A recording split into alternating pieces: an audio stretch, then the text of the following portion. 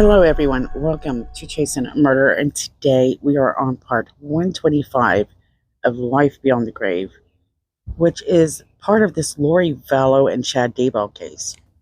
By now, in this case, you have learned that Lori's use for her children, well, they are pawns for money, and that Lori Vallow, for some unknown reason, believed that she was still the beneficiary to Charles Vallow's life insurance, that policy equaling up to about $1 million.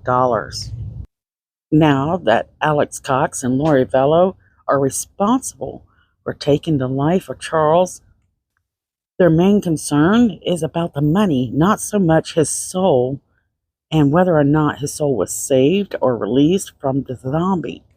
After police discovered that Charles Vallow was no longer here, that he was shot multiple times, they take the entire family that was there, that would be Alex Cox, Tylee Ryan, JJ Vallow, and Lori Vallow, to the police station. After they interrogate them a bit, police allow Lori Vallow, which is very strange, to leave the police station with Charles Vallow's phone. And a few days after this, or actually a few weeks, Lori has the intentions of getting her hands on Charles Vallow's PC as well. After Lori received a shocking letter from Charles Vallow's life insurance company, it said that she was not the beneficiary of the $1 million. Lori texted her honey, Chad Daybell, and said it was like a spear through her heart.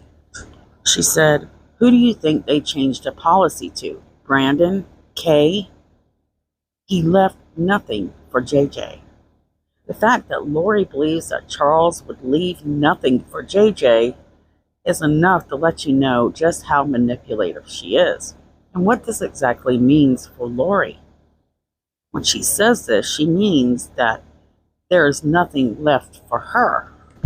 We have learned that she has used her children, both Tylee and JJ, in a way to gain money. In fact, she had already been searching online about Social Security and what she would get paid if something happened to Charles. We learned that she would earn about $6,000 a month and that she wouldn't have to work. So though this was a spear to her heart that she didn't get this policy that Charles left behind, it doesn't seem to concern her all too much. She's just very enthused and very excited to move quickly to her next step in her plan. And that is how to get her hands on money through some other means. She still has her daughter, Tylee Ryan. She has her niece's son, Blake Boudreaux, Chad Daybell's wife, Tammy Daybell, and then their biggest enemy, Brandon Boudreaux. We'll go into more details on that shortly. Let's get back to the insurance letter. Chad Daybell responds in a text to Lori. It seems you would have to agree to change this name or the beneficiary on this policy. What he's referring to is they are trying to say that someone took Lori's name off the beneficiary last minute. Then Chad Daybell suggests that the beneficiary would be forged and that she should have a paper trail to prove it. For some reason, Lori seems satisfied with whatever Chad is saying to her during this time. She mentions how much she loves Chad and how basically this situation is just terrible. Most likely another step in bringing down the Gadiantons, especially Brandon Boudreaux. So what are the Gadiantons? And why is she also referring to this situation as something that's coming from the Mormon teachings? Well, let's kind of quickly cover that. According to the Book of Mormon, the Gadiantons are robbers. Not just robbers, but a secret criminal organization in ancient America. And guys, I really don't have time to go into too much details in this, as well as there's more to the Church of the Firstborn than what we truly understand and how Lori and Chad envision it. So just bear with me. I might kind of try to throw these in between all these series we're putting out there. Just know that the Gadians, to Lori at least, are a secret society of people who are robbing people like you and I. So the Gadians actually had 3 lives.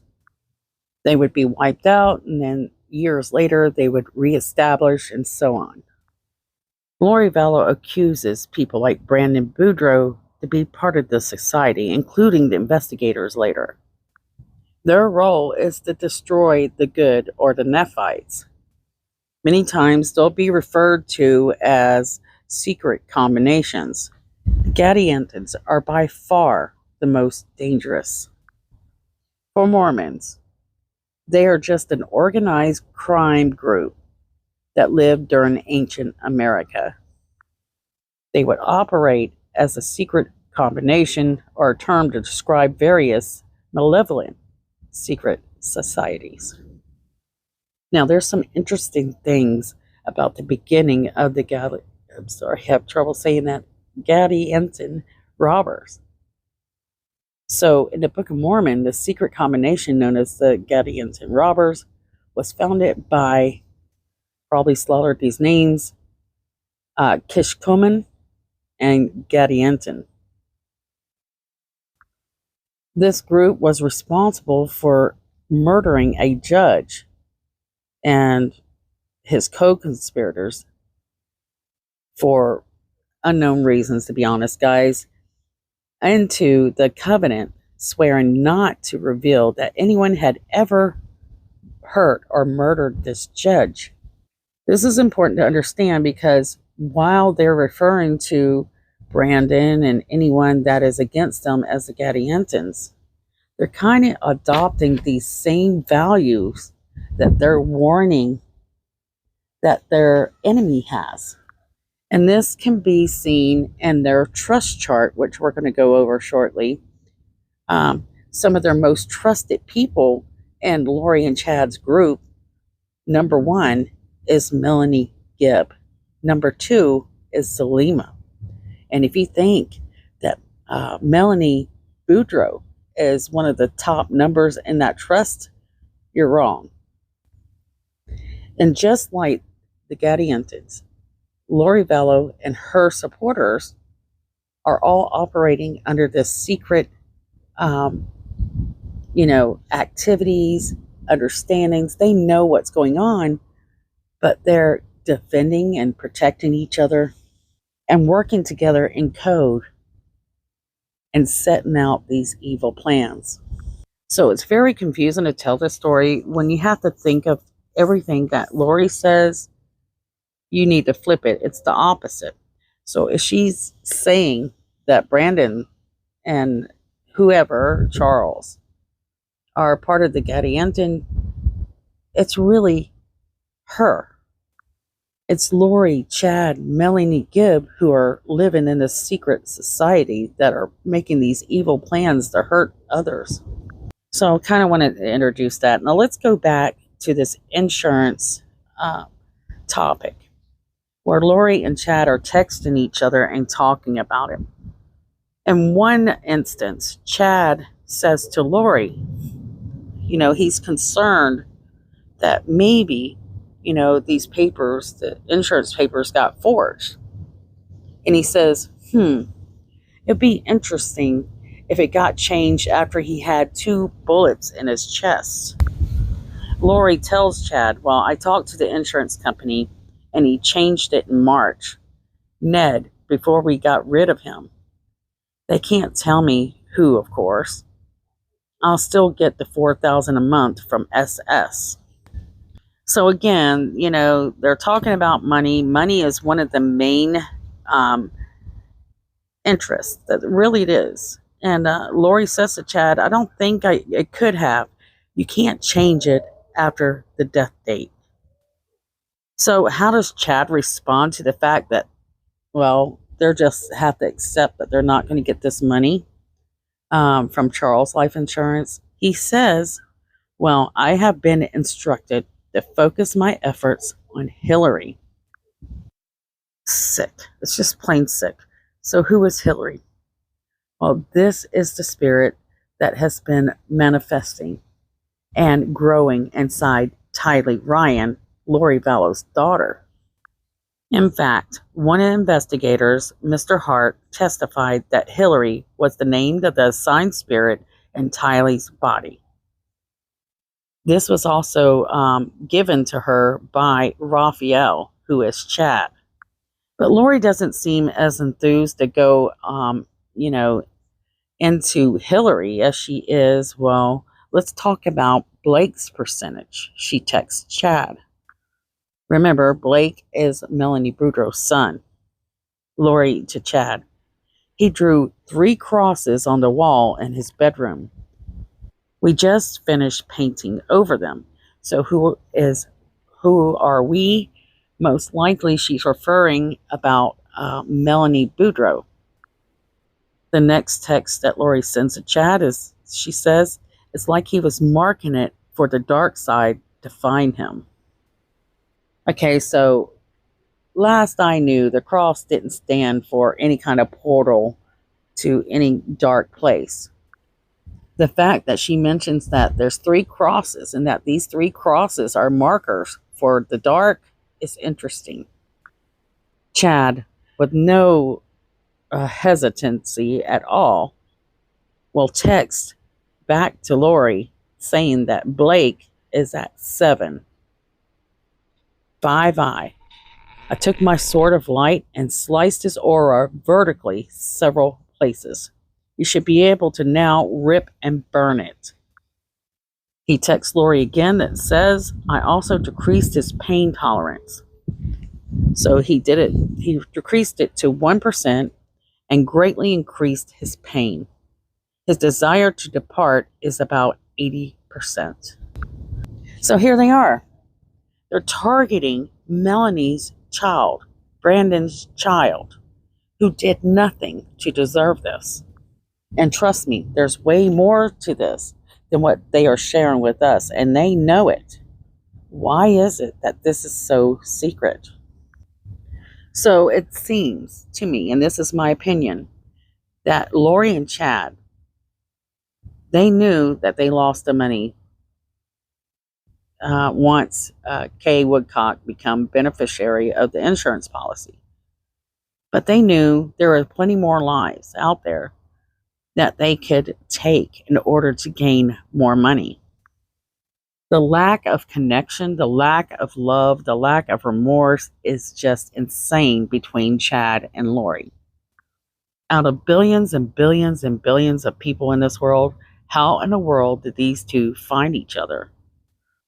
And I know I just shared these texts with you, but I did want to share some of this testimony from Detective Hart here, where he talks about these texts between Lori and Chad. Lori to Chad. I just got the letter from the insurance company saying that I am not the beneficiary. It's a spear through my heart. Who do you think he changed it to, Brandon? Or probably Kay? He left nothing for JJ. Chad responded to Lori, wow, that's terrible. There's no way to find out? Lori responded to Chad, I might be able to see when I get his computer on Sunday. I could check. The emails sent to the insurance company. It will show change of beneficiary. He must have done it recently. Chad responds to Lori, it seemed you would have had to agree to the change. Maybe your name was forged. You should have a good paper trail to prove it. So on 7/18 of 2019, Chad sent Lori a message. I love you. This is terrible, but it is probably another step in bringing down the Gadiantons, especially Brandon. Lori responded to Chad, nope, he can change it anytime he wants. He's the agent, and anyone can change to beneficiary anytime with their own signature. I'm thinking it must be Kay. Chad sent Lori a message. It will be interesting if he got it changed after he had 2 bullets in his chest. Was there an additional message located? Yes. On 7/18/2019 at 12:19 hours, Lori sent Chad a message. So I talked to the insurance company. He changed it in March. So it was probably Ned before we got rid of him. They can't tell me to who, of course, but it's done. I'll still get the $4,000 a month from SS. I found on Lori's device the lolly time from Chad to Lori, dated 7/26/2019 at 8:13 p.m. And could you read it into the record? Tonight I figured out who I feel like. I'm a grown-up version of Harry Potter who has to live with the Dudleys in his little space under the stairs. Every few weeks I get to escape and have amazing adventures with my goddess, lover, but then I have to return to my place under the stairs, feeling trapped. But I sense permanent freedom is coming. And could you indicate the date that was sent, to whom it was sent, and by whom, and read the text into the record? Yes, so on 7/30 or July 30th, 2019, Chad sent Lori an SMS message that read, I got the inspiration to go back to my original death percentages that helped us track Charles, Ned, etc. Tammy is very close. Her percentage has fallen steadily since Hiplos left. It is encouraging. And we will hop back and forth just a little bit here. So we're moving ahead in July, at the end of July, and not long after Charles is deceased, he's talking about his wife, Tammy, and how he feels that every time he has to return from his rendezvous, his lover vacation with Lori, back to his home with his family, his children, his wife, he feels that he is stuck and that he just doesn't belong.